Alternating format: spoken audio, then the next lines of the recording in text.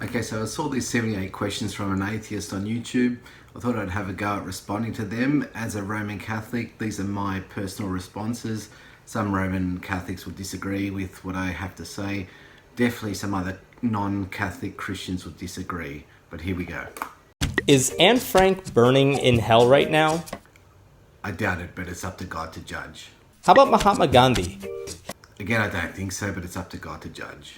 Is Fred Phelps in heaven because he believed in the divinity of Jesus? I had to Google Fred Phelps. I just find these Christians that are anti-gay just don't practice Christianity properly, to be honest. But again, it's up to God to judge. Should a killer who genuinely repents be able to go to heaven? A killer that is genuinely sorry for his sins, goes to confession, then leads a good life, and then receives the Eucharist can still go to heaven. Should a kind-hearted atheist be forced to go burn in hell for all of eternity? No, God doesn't send good people to hell. If the atheist dies, sees God and says, I didn't know you while I was on earth, I don't want to know you now, they will choose hell for themselves. The atheist that repents and says, I missed all the signs that you're sending me through people or through nature, but, I lived a good life, blah, blah, blah, God will send them to purgatory on their way to heaven. What about any non-Christian good person? Should they be burning in hell? Definitely not. If you loved God and loved your neighbour, no matter what faith you belong to, you'll go to heaven. Would you be happy in heaven if someone you loved was in hell? You'll accept God's ultimate and perfect justice. If your son or daughter were dying, and I hope that never happens, would you just pray for them, or would you take them to a doctor? I'd take them to a doctor and pray to accept God's will.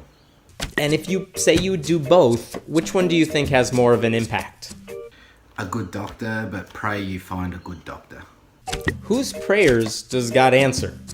Everyone, unless you're praying for your football team to win or to win Powerball, then he's not interested. And if it's ultimately God's will, what happens? Why even bother praying? Pray to know and accept God's will. If you have cancer right now, what's going to help you more? Drugs or prayer? Pray that the doctor will give you the right drugs that's going to help you the most. Let's say you had an amputated limb. Would prayer ever bring it back? Unlikely unless it's God's will. If you've heard stories about an amputated limb ever growing back, how come there's never a camera around when anything like that happens? Never heard of this type of story once. How come there are no cameras around when any miracles happen? Don't worry so much about miracles, worry more about faith. If you had an exam coming up, what do you think would help you earn a higher score? Prayer or studying for the test? Is this serious? How can prayer possibly help you if you haven't studied? If you prayed for me over YouTube right now, do you think I would know it somehow? Of course not, but God would know and then he can take it from there. What matters to God more? The quantity of prayers or the quality of the prayers? Quality. If it's the quantity that matters, how come the most popular team doesn't always win the Super Bowl? God could not care less who wins the Super Bowl. Couldn't care less at all.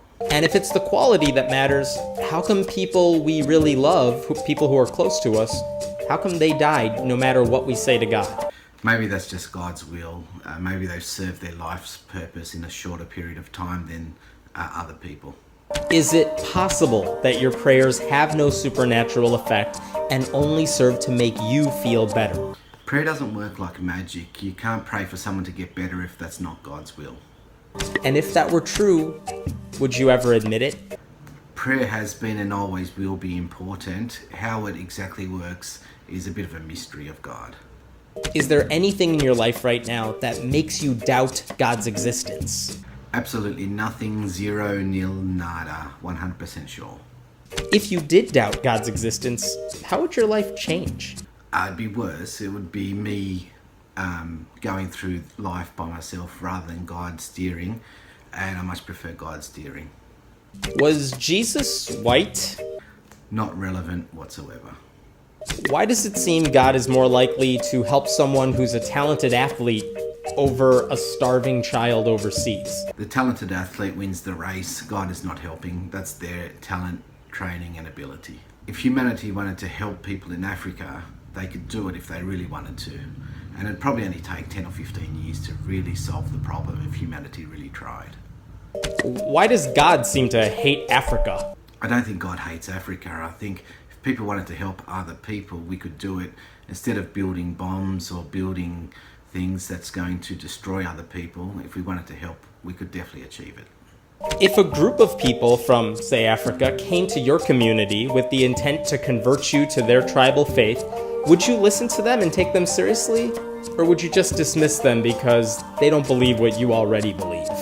The only time this has happened to me was in 2010 when Jehovah's Witness came to my house and they tried to tell me about their religion, and I listened to them for 4 hours, and to be honest, it was nonsense. But anyway, I still listened to them, so if I got put up with that for 4 hours, then nothing else is a problem. Okay, I'd be happy to listen to them.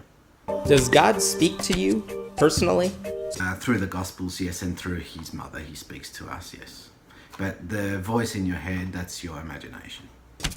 If God spoke to you and told you to kill your child, would you do it? God would never ask this. The story about Abraham in the Bible is there to tell us to be obedient to God, but it didn't literally happen.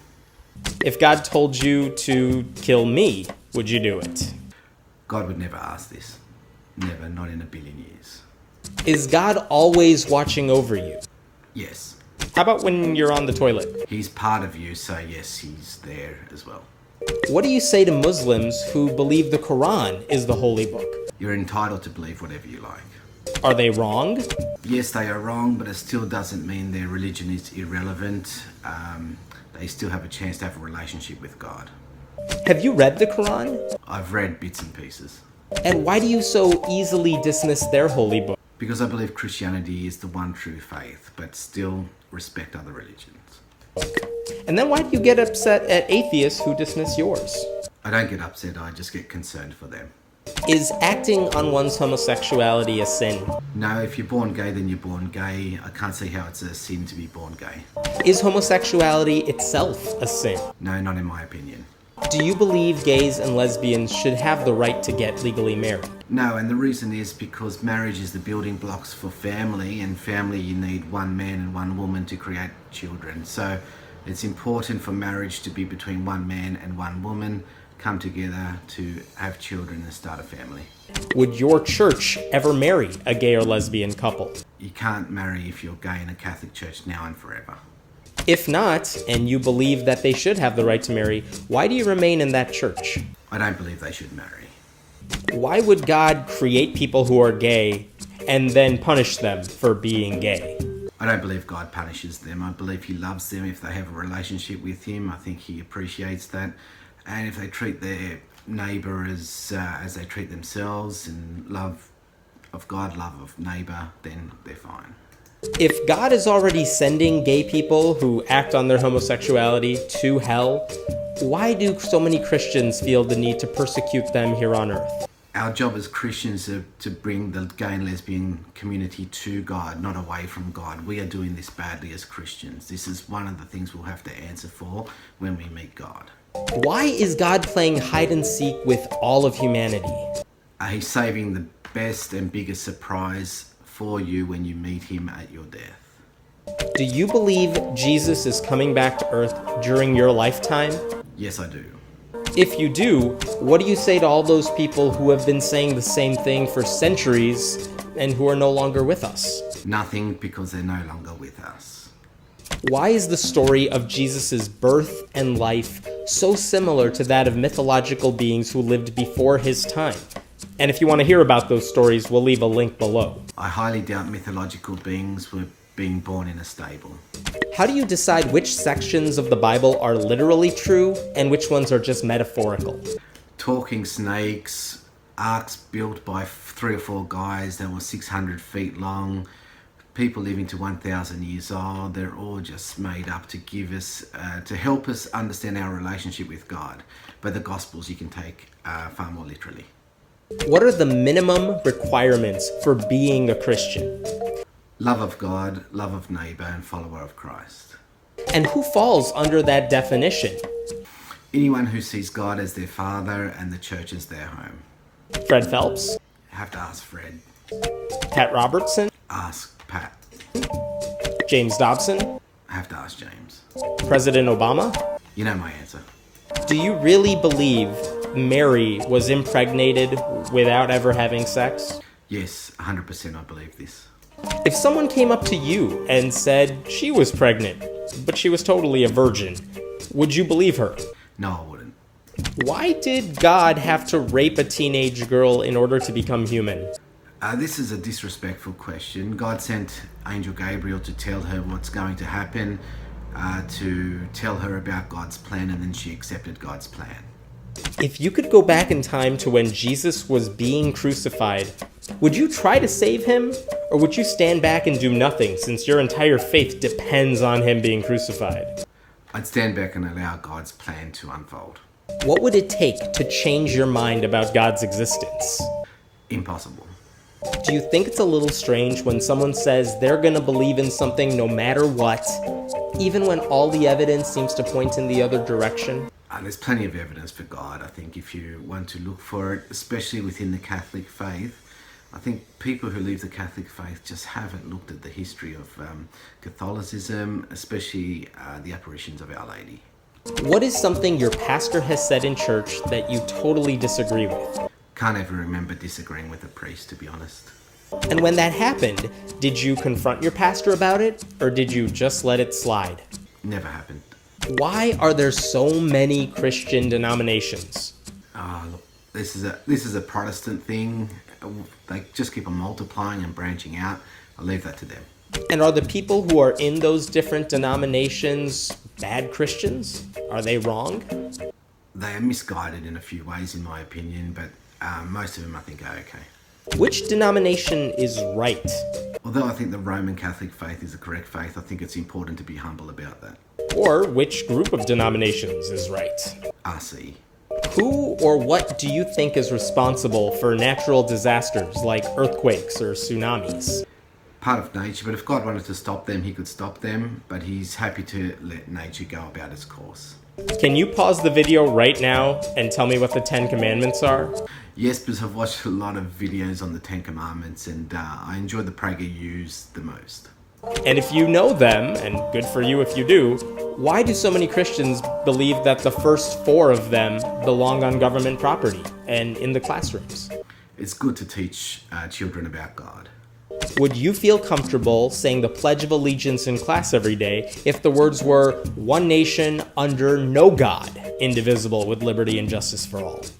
Yes, because I'm Australian, but anyway, I leave American things to American people. Do you think it's just a coincidence that different religions are popular in different parts of the world? No. Do you believe that if you were born in Saudi Arabia, you would be a Muslim rather than a Christian? Yes, most likely. Is it possible that religion has less to do with what's true and more to do with the circumstances of where and when you were born? God knows you're going to adopt the religion of your family or your country. That's why he allows people of all faiths into heaven. Do you believe childbirth is an example of a miracle? There's only been one miracle with childbirth, that was the Immaculate Conception. Does that mean Hitler was once a miracle baby? Hitler was a child of God before he strayed off into the wrong direction. And if childbirth is a miracle, how come that miracle happens thousands and thousands of times every week?